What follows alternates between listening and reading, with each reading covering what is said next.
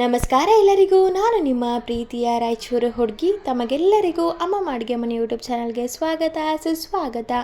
ಇವತ್ತಿನ special recipe ಏನಪ್ಪ ಅಂದರೆ ಮಾವಿನಕಾಯಿ ಸೀಸನ್ ಆಗಿರೋ ಕಾರಣ ಮಾವಿನಕಾಯಿ ತೊಕ್ಕನ ಯಾವ ರೀತಿ ಮಾಡೋದು ಅಂತ ನೋಡ್ಕೊಂಡು ಬರೋಣ. ಮೊದಲಿಗೆ ಈ ರೆಸಿಪಿನ ಮಾಡಲಿಕ್ಕೆ ಒಂದು ಮೀಡಿಯಮ್ ಸೈಜಷ್ಟು ಮಾವಿನಕಾಯಿನ ತೊಗೊತಾ ಇದ್ದೀನಿ. ಆ ಕಾಯಿನ ನೀಟಾಗಿ ತೊಳ್ಕೊಂಡು ಅದಾದಮೇಲೆ ಈ ರೀತಿ ತುರುಮಿ ಎತ್ತಿಟ್ಕೋಬೇಕು.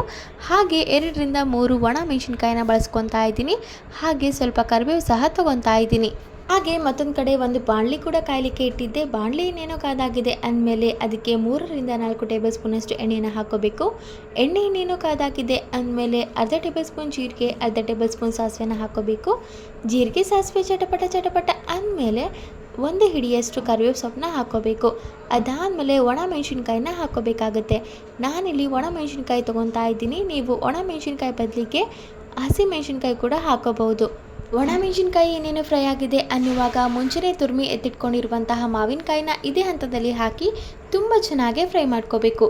ಮಾವಿನಕಾಯಿ ಕಂಪ್ಲೀಟಾಗಿ ಎಣ್ಣೆ ಬಿಡಬೇಕು. ಅಲ್ಲಿವರೆಗೂ ಅದನ್ನು ನೀಟಾಗಿ ಫ್ರೈ ಮಾಡ್ಕೋಬೇಕಾಗುತ್ತೆ.